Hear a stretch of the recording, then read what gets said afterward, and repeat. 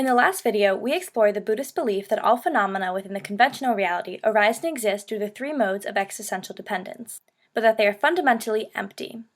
We saw how these principles manifested themselves within science, but how about math?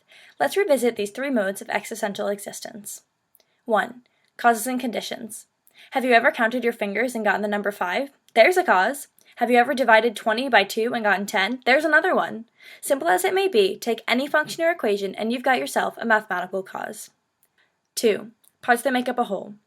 The number 2 can be broken up into 1 plus 1, or 0.5 plus 1.5, or even the square root of 144 times 0.5 all over 9 minus 6. With some simple math facts, we can see that all numbers are divisible.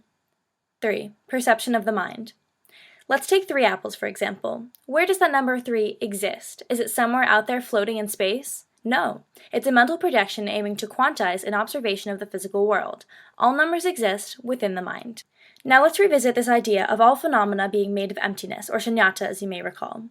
During the early 20th century, Hungarian-American mathematician John von Neumann attempted to explain the origins of the natural numbers by bootstrapping integers out of the empty set. He sought to answer the question of what exactly is a number, and what is it made of. A set, contained within 2 set brackets, can contain any quantity of numbers, variables, or even barn animals. A set can be a collection of any number or genre of things.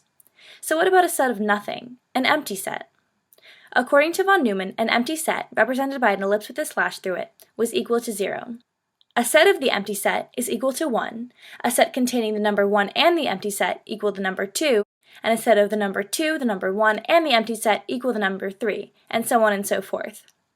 If we expand this set back out, we can see that within this theory, all numbers are collections upon collections of the empty set.